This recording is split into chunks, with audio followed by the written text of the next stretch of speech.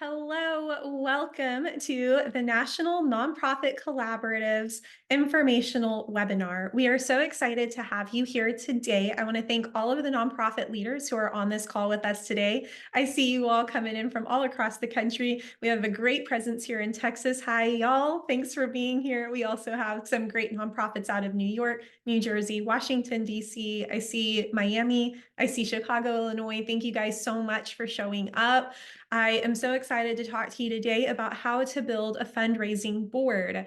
Now, this is our very first educational webinar that we are offering from the National Nonprofit Collaborative as part of our membership only webinars. So you might have seen some other ones, and those other ones were made available to the public. And they were talking about just general nonprofit information and know-how. We did a little bit of nonprofit myth busting, and then we also talk about what the National Nonprofit Collaborative has to offer people.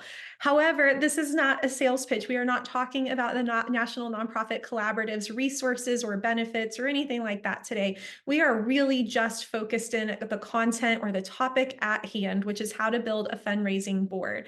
I want you to know, since this is your very first one, kind of what to expect. Essentially, we've got this topic. I'm going to tell you everything I know about this topic. And then for topics in the future, we're going to be inviting other nonprofit leaders to come in as guests on these webinars.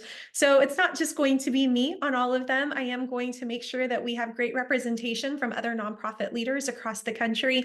And I want to give them a platform to share best practices, high yield strategies, let them know what's really working for them so that hopefully it will work for you as well. But today, what we're going to be talking about is this fundraising board. We're going to go over some techniques for constructing a robust fundraising board tailored to your nonprofit's needs. The first thing we want to talk about, though, is the why. So the importance of a fundraising board. It serves many purposes, really. We've got one, strategic guidance. We need to make sure that our fundraising efforts are aligned with our mission and our long-term goals.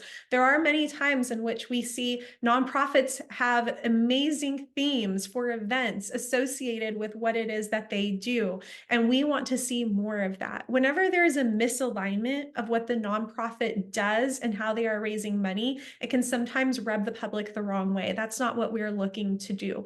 So we want to make sure that if you've got an incredible fundraising board, they are helping with the strategic guidance affiliated with raising money for the organization.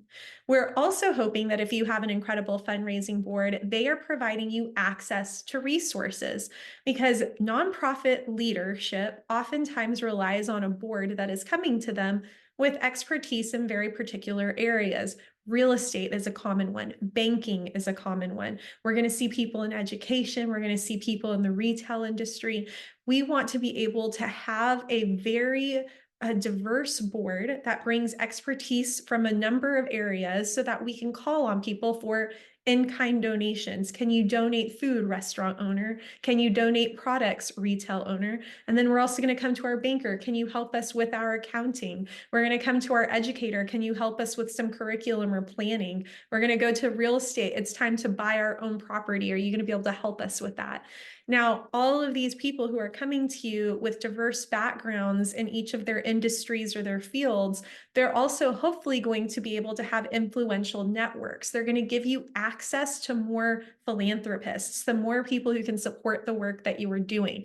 What we don't want to do is always ask the board members, can you write us another check? Can you give us more money? We do want to see what is your capacity to give, but also what is your capacity to connect. The connection component of having powerful and influential board members can sometimes go even further than just their ability to write checks, because now instead of one person writing checks, they might open the door to you to having 3 people who are great at writing checks, and those 3 people know 3 more people who are great at writing checks. So we want to try to expand our reach as much as possible through influential board members.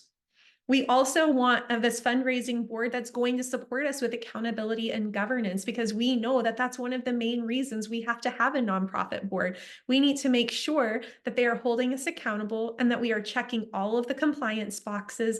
We continue to operate in a way in which not only do we do the nonprofit justice, but we are representing the community well, and we are also representing our responsibilities as board leadership, or if you are overseeing them, giving them an opportunity to do what it is that we've asked them to do well. Risk management, and there are a lot of potential risks associated with fundraising and with nonprofits. And if you've got an incredibly powerful fundraising board, hopefully they're going to help navigate some of those potential risks so that we don't burn bridges, so that we don't misappropriate funds, so that we don't overpromise and underdeliver, so that we don't compete with other nonprofits that could potentially complement the work we're doing. So we want to complement other work. We don't want to compete against it. We also want to make sure that we are being mindful of the community that we serve and that we're continuing to give them a voice and opportunities to lead the work that we are doing. Now, if you have an incredibly powerful fundraising board, they are going to help you navigate some of that risk. And then finally, we need this powerful fundraising board for long-term sustainability, because it is not just about one person writing a check, but it is about developing these robust fundraising strategies where we are cultivating relationships with donors, we are securing financial support for future initiatives, we are diversifying our revenue streams. And if you have a fundraising board that has that mentality, how can we diversify our revenue streams? Then you are setting yourself up for success as far as financial sustainability in the long run. And that's something we really need to see from fundraising boards. If you have a board right now in your nonprofit and they are not clear on fundraising, or they are not clear on how to diversify revenue streams, there's opportunity for growth there.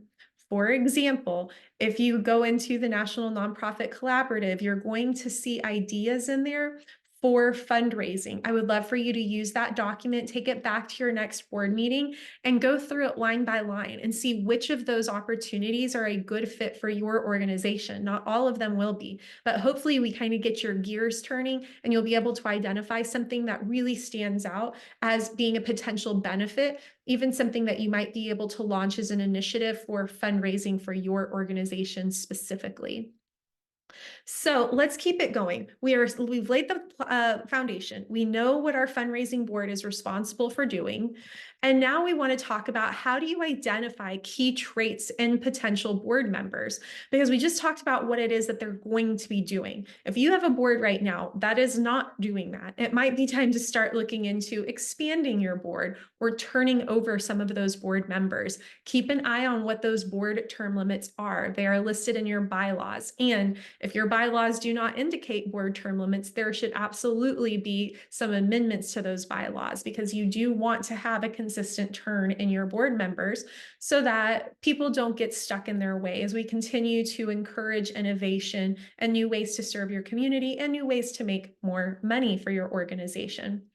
Some things to be mindful of, though, whenever you do set some board term limits, is I'm always a fan of staggered terms so that you don't have an entire board turning over at the same time. That could actually be very detrimental if you lose sight of programming. People who had institutional knowledge didn't hand it down necessarily.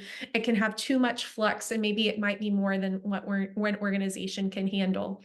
So I am a fan of staggered term limits. That means, for example, even years, these 3 positions are going to roll off. Odd years, these 3 positions are going to roll off. That gives everybody a 2-year term limit, and you can put that they are up for renewal.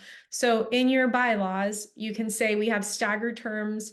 These are the terms per year that are going to be rolling over, the positions per year, and you are eligible to renew up to 3 terms, for example. That seems pretty standard.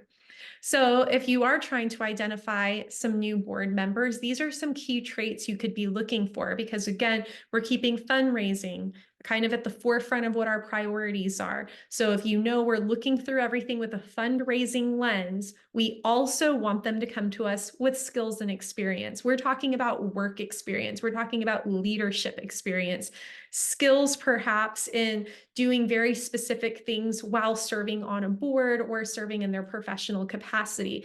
But we're looking for people that can bring something to the table. We want them to be able to say, yes, I've been in this industry or this field. I have these connections. I'm really good at doing this one thing. You can count on me to take the lead in this area over here. So we're looking for fundraising boards that bring something to the table when it comes to skills and experience. Also very important is a passion for the cause, which I doubt you're going to have any board member even applying to be a board member if they're not passionate about what you do. But do ask them questions. Figure out how passionate they are. Where is this passion coming from? Why are they passionate about what it is that your nonprofit does? So determine if this is a good fit based on their level of passion for the work that you're going to be doing. It's very important that they are aligned with your core values as an organization. Because if they're not going to go out there asking for money on your behalf. But if they are, if they feel very compelled that every dollar you bring in is going to good, you can guarantee that they will be asking their friends and family to contribute. We're looking for diverse backgrounds. If you have four of your best friends sitting on your board, chances are you all know very much of the same people. You are probably running in the same circles. You are probably hanging out in the same crowds. You are not having any additional access to potential fundraisers. So if you start to diversify your backgrounds, you bring in board members from different areas, from different backgrounds, from different levels of expertise from different industries. You're looking to have people who are not related to you and who are not your best friends, but people who, again, can bring something to the table aligned with the work that you're doing. And they might have a vast network that you have never tapped into before. Tapping into a new network is very powerful when it comes to raising money for nonprofits. You might also be looking for somebody with some fundraising expertise. Now, I can tell you this is going to be one of the hardest traits to find because there are not many people out there who have fundraising expertise, and there are definitely not a lot of people out there who enjoy asking other people for money. In fact, that's probably some of the least favorite things that people on boards do is they're like, please don't ask me to ask anybody for money. Please don't ask me to sell anything. I'm not a salesperson. And so I'm not saying if they don't have fundraising expertise that you have to dismiss them as a candidate. I'm just saying if you were able to build the perfect board member, I would put some level of fundraising expertise in there. If they're not quite there yet, I don't want to scare them off either. I don't want them to say, well, you have to do this. I would say, well, we have, for example, a give get policy. If you haven't heard of give get yet, again, this is in the National Nonprofit Collaborative. It is one of your downloadable resources. And what it means is if you serve on a board, your nonprofit can determine any level. I've seen as low as $50. I've seen as high as $2,000. That means that over the course of the year, it can be one payment or it can be divided up every single month. You are either going to bring us that money because you wrote a check and you're donating it, or you're going to raise that money from your friends and family. We don't care how you get the money, but you are required to give us, for example, $500 over the course of the year. That is a responsibility of serving on this board.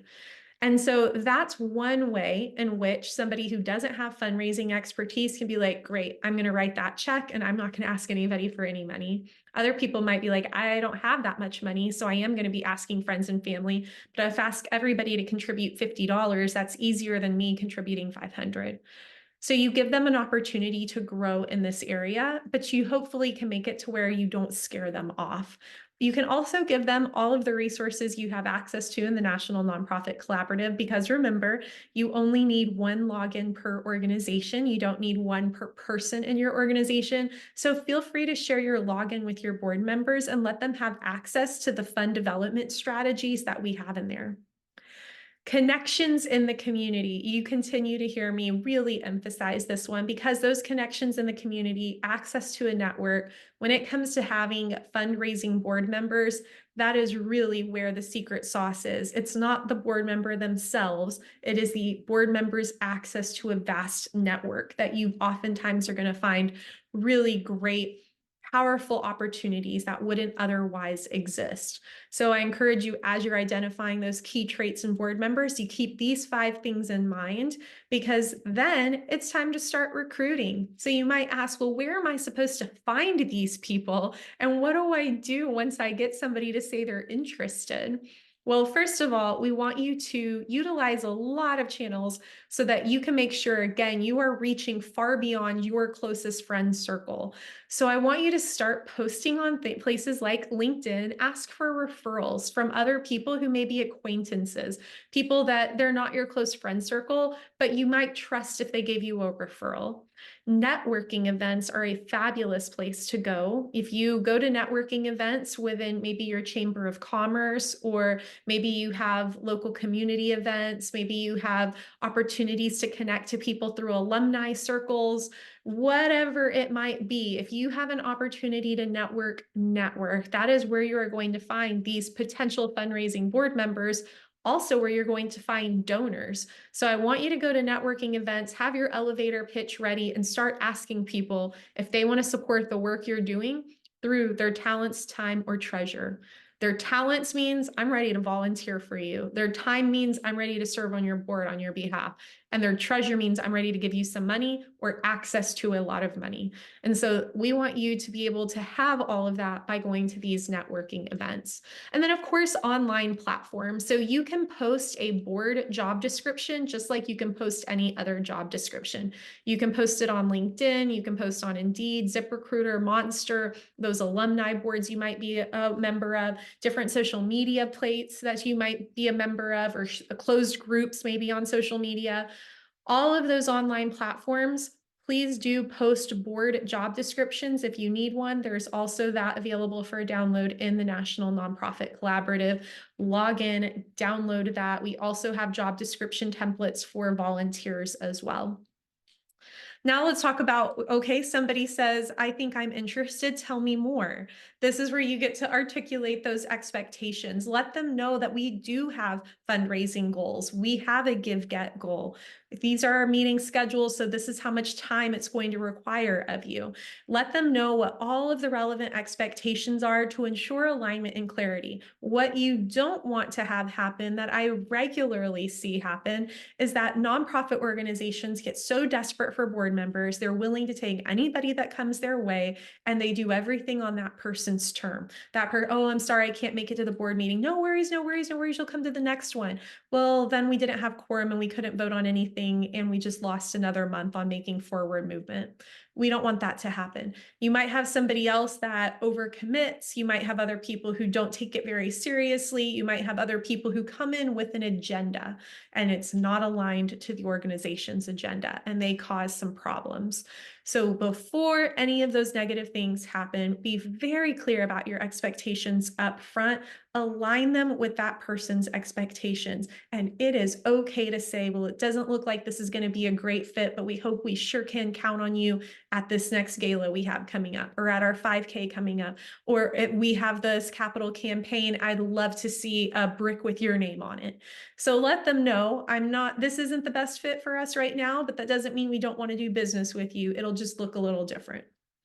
You might also consider having a recruitment committee. So if you hear all of this and you're like, wow, this sounds like a lot of work. There are job descriptions and postings and mingling. All of this is supposed to happen just to build a fundraising board. I'm not quite sure I have the capacity to do that. We'll get a committee together, because this is a lot of work. And I would hope your committee would be able to pitch in so that not one person is carrying the burden of building an entire fundraising board all by themselves. Some things you can consider is having a recruitment plan in which you outline your objectives, your target demographics, and your timelines. Start narrowing it down once you have your potential candidates, who are the ones we actually want to interview. And as you are interviewing them, again, ensuring diversity and inclusivity on your board, you'll be able to proactively seek candidates from underrepresented communities and backgrounds, not only to give them a voice and not only to diversify who is fundraising on your behalf, but this is also an opportunity to hopefully, one, reflect the population that you're serving, and two, it will also make you more competitive for future grants. Many grants these days are asking about the diversity of your board, and we want you to be able to respond to that favorably. So now you've got your board. Let's say you went through all of this, you have secured an incredible fundraising board, and now it comes time to engaging that fundraising board. That means that you are fostering a culture of engagement. This means when you have meetings, these meetings should encourage active participation. There should be special projects and opportunities for board members to align their skills and interests with the work that your organization is doing. So it's important that you don't say, great, we've got our board member, check, we've completed that box, and now you just sit pretty for the next 12 months. And then when it's time for renewal, we'll see you again. We do not want that to happen. Board members should feel like they are having a very active role in the organization, almost as active as they can handle, knowing they cannot get paid for this.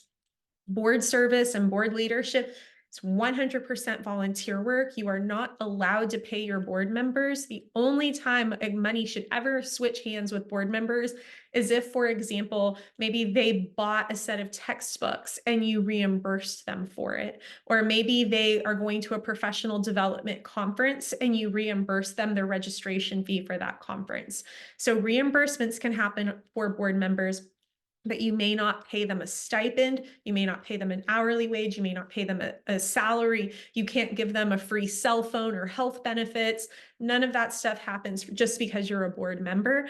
And so we want them to feel like they are actively contributing to your mission. Give them an opportunity to contribute to their mission as much as they're willing to do so without getting paid. As far as regular communication goes, this is something that I also see. I have been on boards in which I did not receive regular communication, and it makes me question. I would send emails. Can you please provide us an update on this? Can you please? And it doesn't feel good as a board member because it feels like either you forgot about me or you're hiding something, and neither of those are good feelings. If your organization is doing everything it should be doing, we need to be keeping the board members updated on that. Celebrate successes with them. Tell them we've hit an obstacle. Ask them for their help. Ask them for suggestions. There are opportunities for them to feel like, hey, I'm proud that I'm part of this organization. I am making a difference. I am doing something that's impactful to the community. I am spending my time being a good person, and I enjoy doing it. And that's what we want to see from our board members, but you will not get that if you do not communicate regularly. So you might be asking, who should be leading this communication? Depends how big your organization is. If you are a very small startup nonprofit, all of this information should be coming straight from the executive director.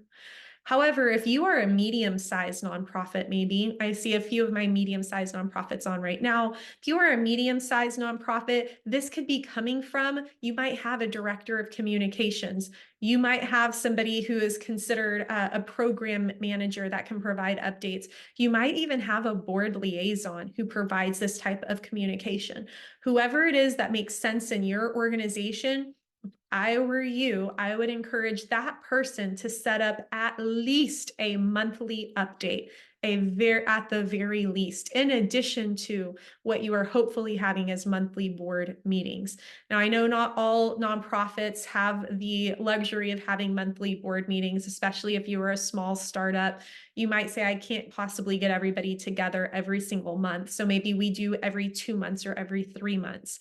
That means in between, you should be sending at least once a month emailed updates, letting everybody know these are the events we have coming up, our challenges, our successes. Here are ways you can continue to stay involved with us.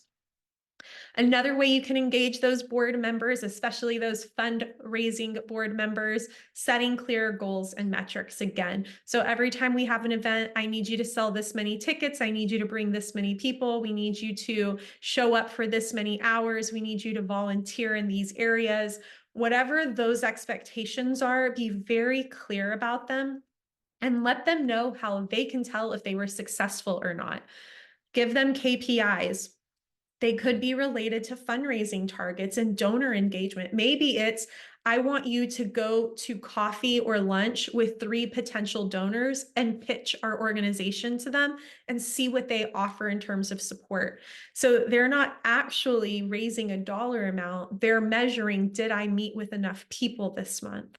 So there are opportunities like that in which you are still engaging them as a fundraising board, but they're not necessarily coming to you with a check every single time. You're giving them other opportunities to engage. Perhaps it is serving on a committee for a big event coming up, like a gala or a 5K or a concert, whatever you might have coming up. Give your board an opportunity to serve on that committee so that they are contributing to the behind the scenes efforts. That's another way in which ultimately without them, you wouldn't be able to raise those funds anyway. So this is an opportunity for them to indirectly be a part of fundraising.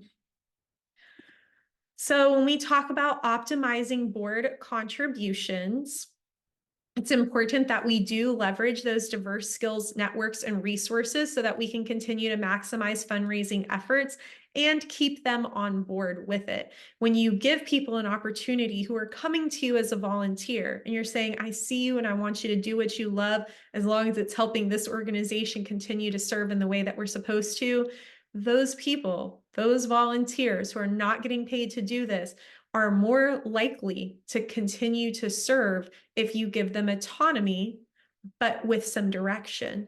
So we want them to say, for example, I want you to go to 3 coffees or 3 lunches with potential donors. There is autonomy there. They get to pick who they go with, they get to pick where they go, they get to pick when they go. But they also know, hey, this is really cool because I have a chance to go to coffee with somebody in my network, which means I probably like them. I get the opportunity to talk about what an amazing organization I'm affiliated with. That's going to make me look good. I have the opportunity to tell them that these are ways I've been contributing using my specific skill sets. And this is how I think this other person could also help. You are giving them this really beautiful opportunity to support the work you're doing, to build you up in the community, and to continue to bring others along. And that's when you're going to see some of the highest performing board members you ever work with. When you encourage their creativity and innovation, oh my goodness, you're really going to see something come to life then. When you give people the opportunity to say, what if we do this? What have we ever done this before? Oh, I did this somewhere else. And this was a fabulous opportunity because we were able to do something that the public has never seen in this area before. I'm able to do something, I can replicate it. I did it over here. I'm ready to do it over here. Do I have your permission? Allow them to get creative with it. Don't feel like you always have to come to them and tell them something. We don't want you to always have to feel like you're just pushing ideas from the top down. Instead, let the board feel like we are a part of this. We are creating something beautiful together. And we also want to recognize and celebrate board members and their contributions to foster this culture of appreciation and motivation. You should be having board member appreciation months. You should be having board member appreciation luncheons or dinners or coffees. We should be giving them small gifts as tokens of our appreciation. However, caution there, most board members do not want a bunch of swag. They will tell you, you should keep your money, spend it elsewhere. Don't waste your money on me. But there is something to be said about, hey, I got you this meaningful gift. It didn't cost a lot. We're not taking it from giving it back to the community. We're giving everybody a very small token of our appreciation because we want you to know we see you and we appreciate you. That really does go a long way for a lot of board members. And we want to continue to encourage them to support and serve the work that we are doing. So with that, we are going to go ahead and wrap up today's informational webinar. We sure hope you found this to be a valuable use of your time. We hope that you were able to also hear some of the ways that you can use what we're talking about today. If you're like, man, that's a great idea, but I need resources for it, Please don't feel like you have to make those resources on your own. Log in to the National Nonprofit Collaborative, scroll through those 10 high need categories, identify the documents that we talked about, like the board give get letter. You're going to see that in there. Download it, make it your own, and send it out. The whole purpose of this resource library is so that we are taking work off of your plate and you have access to all of the operational support you could hope for in terms of downloadable resources. As a reminder, in there, you are going to see guidance documents, lists, templates, and research. You also have the opportunity to publish with us. So if you'd like to see some of your best practices and high yield strategies in the National Nonprofit Resource Library, just shoot me an email and I'll give you all the information on how we can get you published in there as well. Finally, I can't wait to see you at our next webinar in the next couple of months. So until then, I hope you all have a very wonderful day, and I hope you continue to have a successful quarter with your nonprofit. We're here to support you, and I hope to hear from you very soon. I'll see you in the collaborative. Bye.